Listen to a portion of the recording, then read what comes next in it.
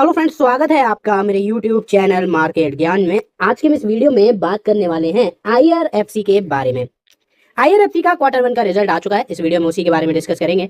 हाँ, मतलब टाइम हो चुका है तो वीडियो थोड़ा सा डिले, उसके लिए एक्सट्रीमली सॉरी। बट इस वीडियो के जरिए हम लोग यहाँ पर जानेंगे कि एक्जैक्टली क्वार्टर वन के नंबर्स कैसे रहे, आने वाले टाइम में क्या कुछ इंपैक्ट देखने को मिलेगा, क्या कोई कॉर्पोरेट एक्शन देखने को मिला है, क्या यहाँ पर डिविडेंड दिया है कंपनी ने या फिर नहीं। इन सारी चीजों के बारे में बात करेंगे। आपसे बस इतनी सी रिक्वेस्ट है कि आप सबसे पहले तो चैनल को सब्सक्राइब कर लीजिए, और अगर आपको वीडियो अच्छी लगे तो प्लीज एक लाइक और कॉमेंट में अपने ओपिनियंस क्वार्टर वन के रिजल्ट को लेकर जरूर करिएगा। चलिए वीडियो स्टार्ट करते हैं।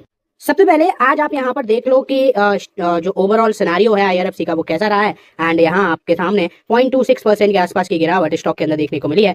88.90 पर आज की क्लोजिंग है। एंड बेसिकली देखा जाए तो अभी अपने 52 वीक हाई से बहुत ज्यादा दूर है। फिलहाल में अपने 52 वीक लो की तरफ ही ट्रेड कर रहा है, जो कि है इसका 86। ठीक है, 86 और 88 पर ये ट्रेड कर रहा है। तो फिलहाल में अगर आप यहाँ पर सारे सिनेरियोज इसके देखोगे, मोस्टली इसके नेगेटिव नजर आएंगे। एंड पिछले एक साल में भी अच्छा खासा 32% का करेक्शन आपको यहाँ पर देखने को मिल रहा है। लेकिन फिलहाल में यहाँ पर कंपनी के रिजल्ट्स आ चुके हैं। अब डायरेक्टली चलते हैं कि आखिर रिजल्ट्स कैसे रहे हैं।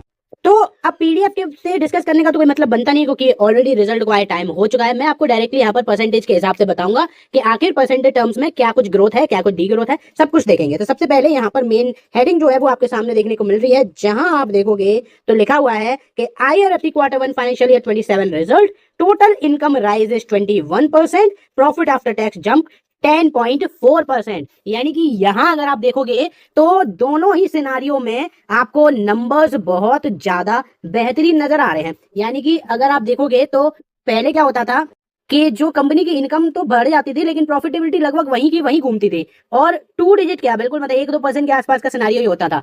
फिलहाल में यहां पर आप देखोगे तो क्या हुआ है कि जो इनकम है वो 21% से बढ़ी है और 8,391 करोड़ पर पहुंच गई है। वहीं प्रॉफिट आफ्टर टैक्स जो है वो 10.4% तक बढ़ गया है, यानी कि 1927 करोड़ पर ये पहुंच गया है, जो कि अपने आप में ही हिस्टोरिकल नंबर है। ये ऐसे नंबर है, मैंने बस एक पैराग्राफ आपको बताया जिससे आपको देखने को मिल सकता है अगर बाकी सारा ब्रॉडर मार्केट सही रहा तो आपको आईआरएफसी में अच्छा खासा जंप स्टॉक के प्राइस में देखने को मिल सकता है। फिलहाल में अगर हम यहाँ पर पूरे परफॉर्मेंस की बात करें, ये है आपके सामने स्नैपशॉट, जिसमें सारी मेन और बेसिक डिटेल्स जो है वो देखने को मिल जाएंगी। जहां पर टोटल इनकम आप देखोगे तो इनका 21.29% से ग्रो कर गया है, 6,918 करोड़ से बढ़कर 8,391 करोड़, यानी कि 6,918 करोड़ से बढ़कर 8,391 करोड़ पहुंच गया है। वहीं कंपनी का रेवेन्यू फ्रॉम ऑपरेशंस जो है वो लगभग 20% बढ़ गया है, 19.45% ईयर ऑन ईयर बेसिस पर बढ़ा है, जहां पर 6,915 करोड़ से ये बढ़कर 8,261 करोड़ पहुंच गया। कंपनी ने प्रॉफिट बिफोर टैक्स में बेहतरीन जंप दिखाई है, और आपको ये तो पता ही होगा कि ये गवर्नमेंट कंपनी है तो यहाँ पर टैक्सेशन का तो सिनेरियो है ही नहीं, तो जो पीबीटी है वही प्रॉफिट आफ्टर टैक्स है। तो प्रॉफिट आफ्टर टैक्स यहाँ पर 10.5% से बढ़ा है, 10.40 से बढ़ा है, और जो आपको प्रॉफिट आफ्टर टैक्स 1745 यानी कि 1745 नजर आता था वो बढ़कर 1927 करोड़ पर पहुंच गया है। कंपनी की टोटल कॉम्प्रिहेंसिव इनकम में भी तगड़ी ग्रोथ देखने को मिली है, एंड ये ग्रोथ आप देखोगे तो कुछ ऐसे निकल कर आती है 1756, जो कि बढ़कर अब हो गई 2043। यानी कि यहां पर कहानी बहुत ही ज्यादा इंप्रेसिव नजर आ रही है। हाल ही में मुझे तो याद नहीं है कि आईआरएफसी के ऐसे रिजल्ट मैंने कभी फिलहाल में देखे हो जो नंबर्स इस बार अपने को देखने को मिले हैं। ईपीएस यहां पर 1.34 से बढ़कर 1.47 हो गया, यानी कि यहां भी लगभग 10% की जंप देखने को मिल रही है। अब देखो, बाकी सारी चीजें इस कंपनी के बारे में जानना बहुत ज्यादा जरूरी होता है, क्योंकि यहाँ पर रिजल्ट जो है ना वो थोड़े से डिफरेंट होते हैं।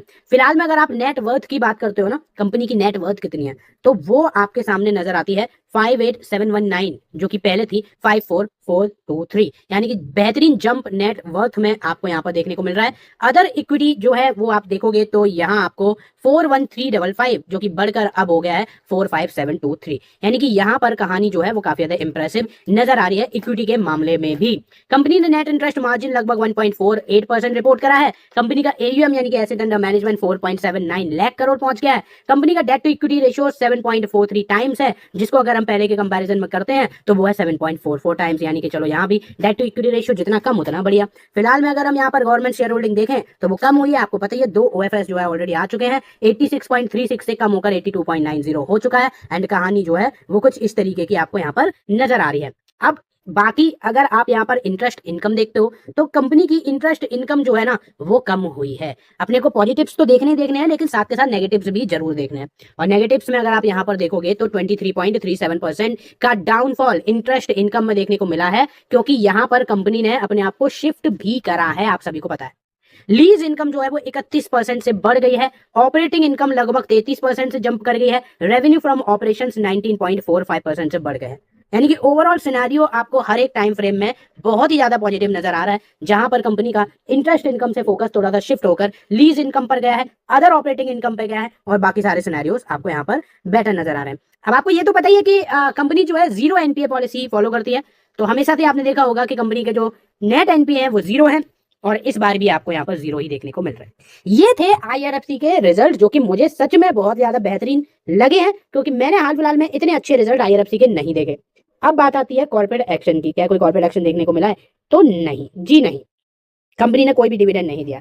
कंपनी यहाँ पर स्प्लिट और बोनस तो फिलहाल में देती ही नहीं है, लेकिन कंपनी हमेशा से जो है वो डिविडेंड जरूर देती थी, एंड फिलहाल में यहाँ पर कंपनी ने इस बार डिविडेंड भी नहीं दिया है। मैंने अपनी प्रीवियस वीडियो जो आईआरएफसी पर बताई थी, आपके सामने मैंने रखा था कि कंपनी कब कब जो है वो डिविडेंड देती है, एंड फिलहाल में इस बार चांसेस नहीं थे और डिविडेंड आपको नहीं मिला। बाकी वेदांता के भी रिजल्ट आ चुके हैं, प्रीवियस वीडियो डाल दी है, जाकर जरूर देखना। फिलहाल वीडियो में बस इतना ही। वीडियो अगर आपको अच्छी लगी हो तो लाइक और चैनल को सब्सक्राइब जरूर करिएगा। धन्यवाद।